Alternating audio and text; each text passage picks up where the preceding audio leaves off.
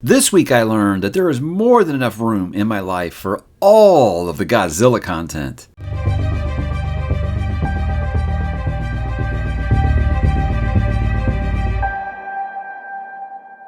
Hey, what's up, bookworms? Mike back with another weekly update, guys, as we are getting closer and closer to Christmas break here in the States. So a really fun week, and we are going to talk about all those things and more of what is to come, what has happened, and what's going on right at this moment. That begins, like always, guys, by talking about what am I reading.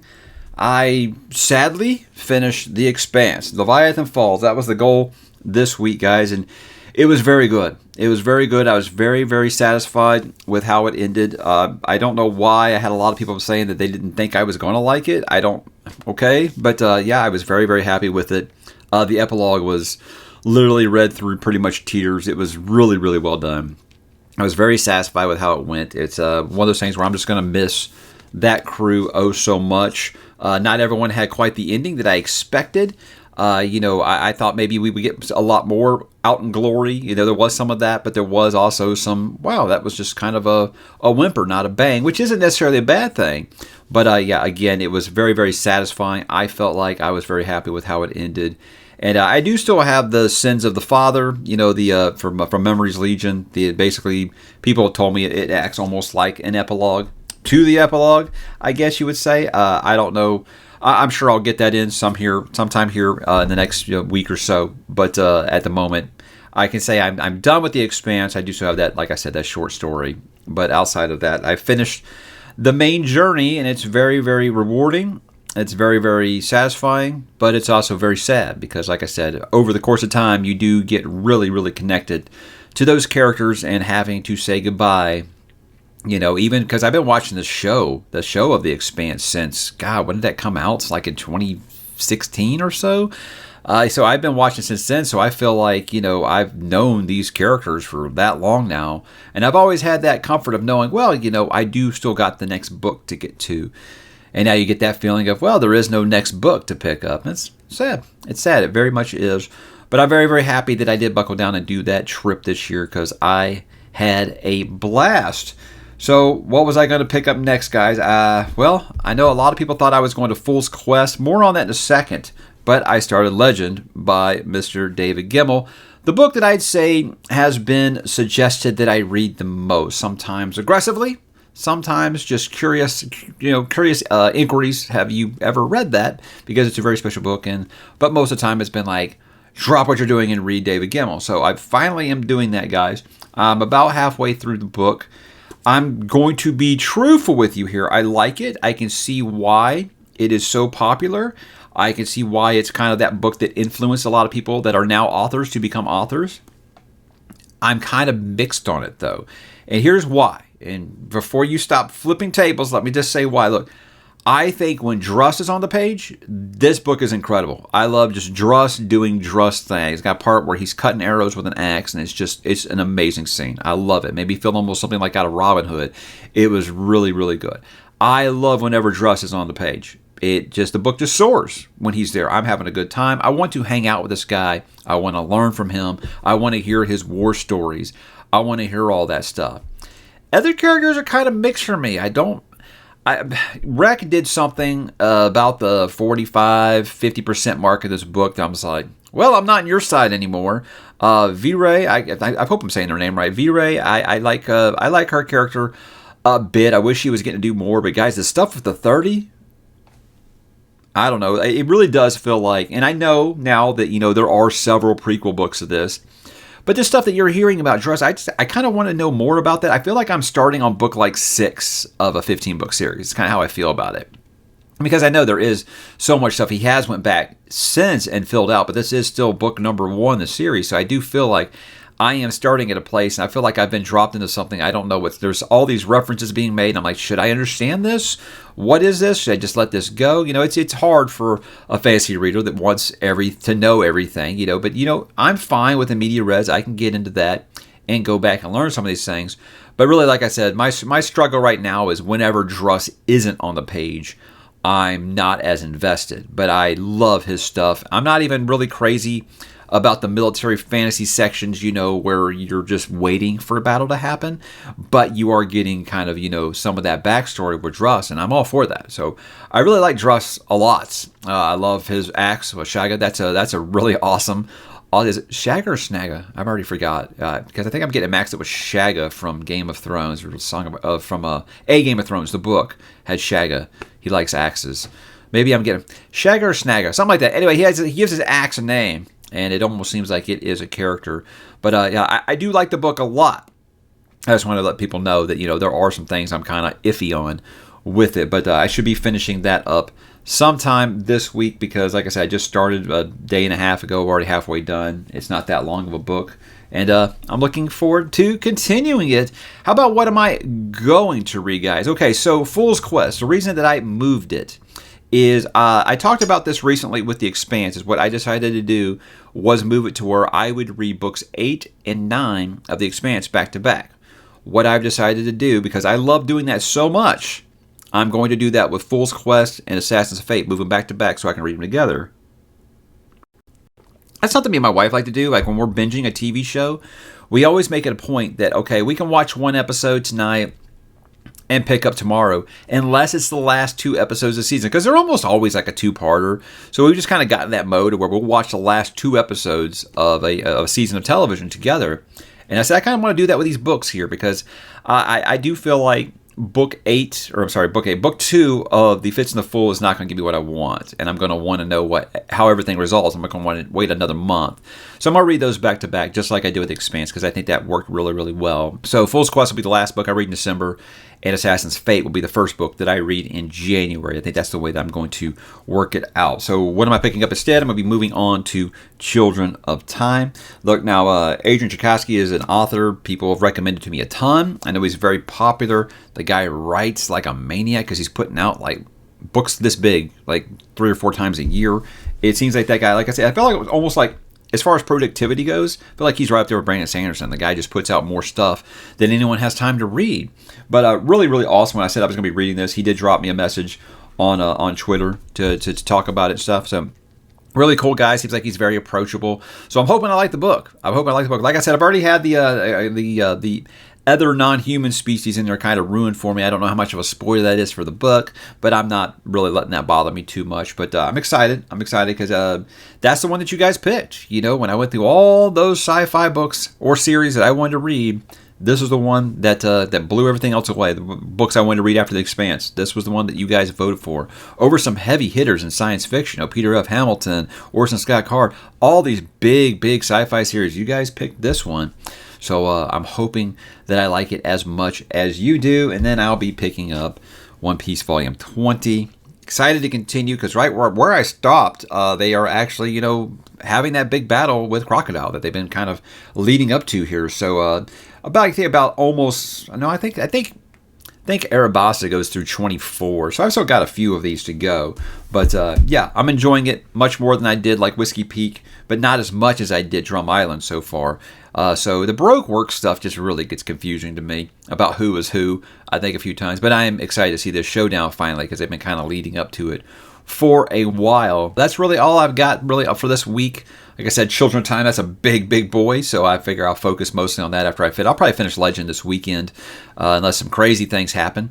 But yeah, that's what I have. How about this week on the channel, guys? I did wrap up the month of November and name my book of the month. I don't think it was a huge surprise to anybody what my book of the month was, except, I guess you'd say kind of broke a rule, because, hey, it's a book that not everyone can read yet, so there's your not so much of a spoiler. If you've been watching the channel, you know how much I like the book and how excited I was about the book. But every time you get to wrap up a month, to me, it's a lot of fun going back and looking, what content resonated with viewers, what maybe not so much, and things like that. So really much more I can say about a wrap-up. I like doing them, because it's always fun for me to look at those things, like I said, that were really popular, and look at some things that maybe that were, some of my favorites that didn't do well, and give them another chance. Maybe somebody missed them, because I know everybody's got time to watch every single video that comes out, but hey, maybe if you just missed it, you can check some of those out. And then the beginning of my 2023 wrap-up material. This is a new one this year. I got 2 new ones when it comes to wrap-up material. The first one is my biggest surprises of 2023. Now, this isn't just like a book that I read or anything, like just like things that if I could go back in time to January and be looking at this list and saying, I never could have seen that coming. It could have, been authors. It could have been books that I was surprised at how much I liked. Some books I was surprised that let me down. Some videos I thought I would make. Some videos I thought would do well. Some videos that, did way better than I ever could have thought that they would have done and stuff like that. So just looking at kind of everything, personally and on the channel, I thought it was a good way to kind of look back on everything that's happened all year and talk about what really surprised me and stuff that was, sometimes a pleasant surprise, things that I never would have expected, but I'm very, very happy that they happened the way that they did. And next week, we'll be doing the other end of that. And let's go ahead and move on to next week plans, guys. I'm going to be doing my book haul for November of 2023. Got lots of fun little goodies from you guys this month, and I can't wait to talk to you about that. Some things that just completely knocked me over that I just cannot continue. I just continue to say I can't believe the generosity some of you guys have out there, because it's just amazing. You guys are sending me just some sick stuff that's just not even fair. I mean, it's just ridiculous. I can't say thank you enough for it, and that makes it unfair. But the other half of my big surprise I'm going to be doing is my biggest failures of 2023. Now, that's not quite as negative as it sounds. Just some things that, I thought that I would get to do this year, didn't get to. Maybe some things that I thought would resonate, didn't. And just some things that, some personal goals I had that I might not have gotten to. But, I think to me, it's always in a way that's constructive criticism. It's not a way of sitting here and being like, oh, gosh, what a big failure you are, or guilting anybody because they didn't watch a video. That's not what it's going to be at all. Just looking back at some things, some personal goals I had that I didn't really get to this year, and talk about kind of what happened and if I'm going to correct them or if I'm just going to kind of let them linger into 2024. So that's kind of what wrapping up the year is all about, looking at the good and the bad, right, guys? And I'm going to be chatting tomorrow morning over on MattonBooks channel. We're going to be talking Fellowship of the Ring, the book, because he's doing a reread of those, and I'm going to be chatting with him. I'm going to be chatting with Philip, and of course AP Canavan, so it should be a fun conversation, and I will feel like the stupidest person in the room, as I always do, because here I am. Yeah, I know a lot of stuff about Tolkien, especially just those three main books, and then I started listening to Philip and AP talk, I'm like, I didn't know any of this stuff. So, hey, it is what it is. It's going to be a good time. I always enjoy talking to all three of those gentlemen, and it should be a lot of fun. So if you want to subscribe to Matt and drop over there in the morning and join the chat, that could be a lot of fun for everyone involved. But guys, that's really all I got for books this week. Kind of a light week because, like I said, I was just emotionally drained, I think, from finishing The Expanse and moving on to Legend, and just kind of looking forward to get back into some other sci-fi with some Children of Time,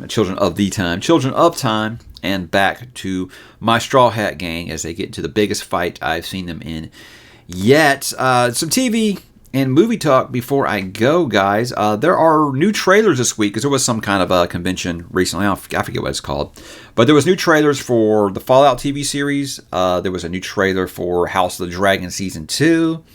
And there was a new trailer for Godzilla X Kong? Is it Godzilla X Kong or Godzilla by Kong? How are they doing that? Godzilla X Kong, The New Empire, which is basically the sequel, continuing the MonsterVerse, but the follow-up to Godzilla vs. Kong. So, look, I kind of want to talk about each of these along. I'll start with Godzilla here. And the reason I talked about that the cold open there was that there are three different things with Godzilla that are out right now. Look, there's the Apple TV series Monarch, which is going on, which kind of takes a look at kind of the humans that get impacted by what's going on with these kaiju, with these big monsters and stuff like that. And while I like it, because look, Apple TV doesn't make any bad programming, in my opinion, and I am a huge Kurt Russell fan. Kurt Russell could do no wrong for me. What that's kind of doing, though, that I don't like is, like, when I see a monster movie, I just want to see the monsters punch things in the face. I don't care about the humans. They always try to put it so much on the humans because, let's be honest, because it's much cheaper than them doing CGI to show these monsters. So I can appreciate it for what it is, and I think there's a place for it, just like there's also a place for Godzilla -1, which I haven't seen yet. Apparently, it was like in theaters for like a week in the States. I don't think they expected the reception for it, so I didn't get to see it. I'll have to wait for streaming on that one, but I've heard it's amazing. It might be the best Godzilla movie ever. That's awesome. I can't wait to see it, but apparently it's got like all these like emotional beats, which I wouldn't expect in a monster movie. So I'm excited to watch that, but that's obviously like way, way different than something like Godzilla X Kong, which is basically the arcade version, I guess you would say, of something. Which, look, with me, look, I just want Godzilla and King Kong just wrecking shop. I just want to see them fighting other monsters and destroying them. That's what I want to see. And that looks like what it's going to get. And what I'm looking at is like, look, you got 3 different types of Godzilla media here. And there's room for all of them. You know, I want all this stuff. So it looks great. It looks great. It's a great time, I think, to be a Monsters fan. Besides the MCU, I don't think there's a more successful shared universe out there than the Godzilla, the Monsterverse, I guess you call it now. That's awesome. I don't know if they're just going to keep doing it this way or not. To me, it was like, look, after Godzilla and Kong were in the same movie fighting Mechagodzilla, it's like, you can't really go back down to just doing individual movies again. So it's like, once you've made the Avengers, you want to see the Avengers together. You don't really care so much about those solo movies. At least that's how I felt. So with this, okay, look, cool. We got Godzilla and Kong. They're in the same. There's a scene where they basically look like a tag team, and they're running in. They're running next to each other, and they're about to just kick some ass. And I was like fist pumping. I can't wait. It looks awesome. Give me more of that. House of Dragon season 2, guys. Look, this is the best show on TV for me. I think it's amazing what they did with season 1. It was better than season 1 of Game of Thrones, in my opinion. And I'm so excited for it to come back, guys, because the Dance of Dragons is probably the biggest event to ever happen in Westeros, except for Aegon's Conquering. I think it really is just that big of a moment. So all the people that are like, oh, I would have rather seen Robert's Rebellion or something, shut up and just watch it, guys. You're going to love this. It's going to be all of the dragon on dragon shit you've been waiting for. As far as this is just a teaser, I mean, it's like 45 seconds long. Not a bunch you get out of it, except, things are coming to a head. Party lines have been drawn, and we are at war for the throne now. I think the only thing I could really drag out that I knew for sure what it was in the trailer is the sack of Duskendale. Now, I don't want to, get too spoiler on you people who haven't read it, but that's a big, big event I think that's going to happen, and we'll probably see that rather early on. And I just know that we're going to get something that has to do with a little bit of blood and a little bit of cheese this year, and it's going to blow you guys' mind. I cannot wait to see the reactions to it. So yeah, very excited. Very, very excited for that. I've had people ask, are we going to do a Throne Zone to break down that teaser? No, we'll wait for the first real trailer, and then I'll try to get Scott, the Lord Commander, and Mary Madsdoor together, and we'll kind of get a nice little Throne Zone episode up to kind of break down once we get a full-length trailer for Season 2, which should be May or June this year. They said that it is going to be early in the summer instead of at the end, like the first season was in August. So maybe May or June for that. And then the Fallout trailer on Amazon Prime. I kind of touched on it last week, guys. It looks really good. So again, Todd Howard being executive producer on it has me hopeful that they're going to stay faithful. The fact that it is canon to the game's history makes me think they are. They aren't going to just let them kind of run wild and do whatever they want. The power armor looks amazing. And Walton Goggins, guys. I love Walton Goggins. I've loved Walton Goggins since The Shield, which I'll talk about more here in a second. He's going to be great. I have no doubts whatsoever. Walton Goggins has never not been good in something that he was in. So I think the show has a chance. I know it.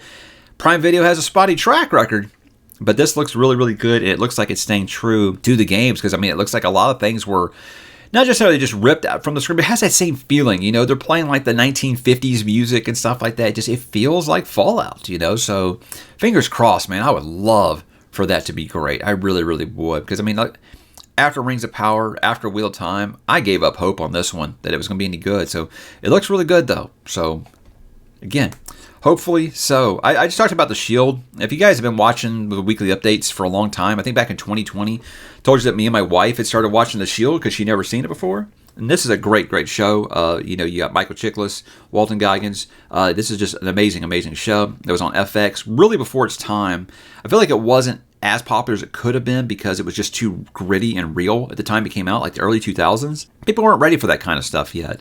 And it really just exposing how corrupt, some things could be in the police force. And it's a really great show, ahead of its time. Shows like Sons of Anarchy and things like that would have never really happened, I think, if not for the success of The Shield. And to me, it's the best cop drama ever. Well, we're finally in the last season. We've been watching it slowly over the course of the past 3 years. We're in the last season, and it's amazing. It's amazing, and my wife's enjoying it. And I'm anxious to see how she'll feel about the ending, because a lot of people think that this show has like one of the best final episodes ever. And I'm curious to see how I'll feel about it now, because I think when I watched it, guys, it was the initial run on, I think 2007 or 8 was the last episode. That was the last time I saw it, so I remember it, but I'm excited to see how I feel about it. And I've given her a choice next. After we finish this, she'll only let, one of these, hey, this is a show I loved, I think you should go back and watch it. She'll only let me pick one at a time that we're working on because she doesn't want to start 19 shows and not finish them.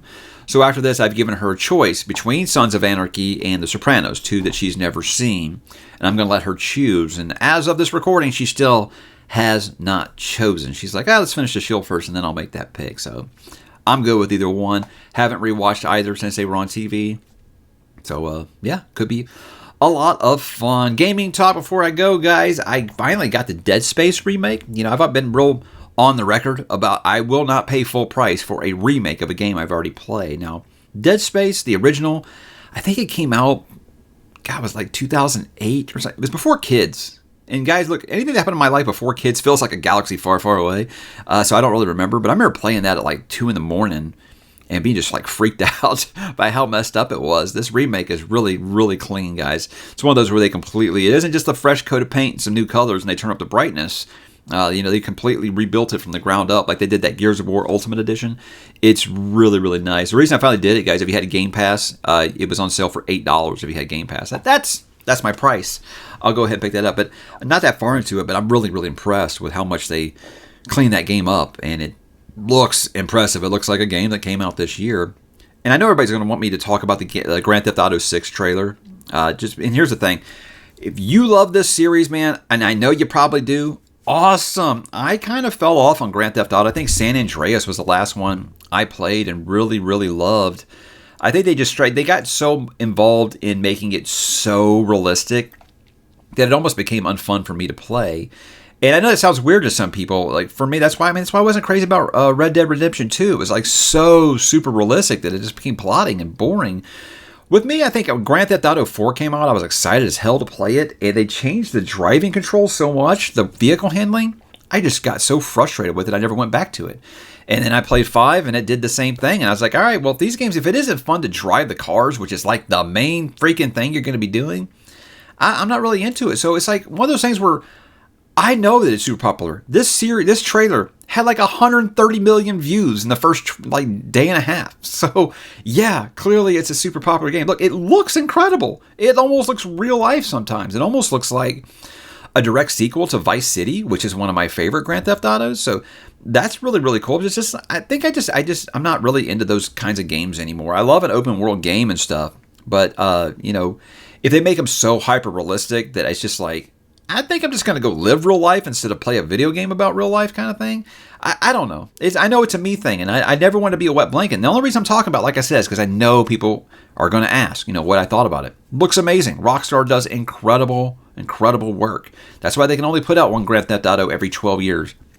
I have talked about, I'm curious how much they've had to lighten things up, because, it was a different world when Grand Theft Auto 5 come out.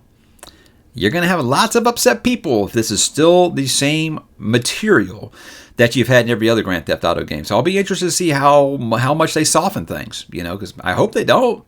But again, I doubt I'm going to. I almost say I'm not going to play it because I never say never. But I'm not one of those people who's going to be counting down to play it like everyone else is. But it looks incredible. It's going to be an amazing achievement. It's not even out yet. And it's probably already Game of the Year, and I'm never going to take away from that. It's just one of those things where I'm not super excited about it because I fell out of the series 2 entries ago.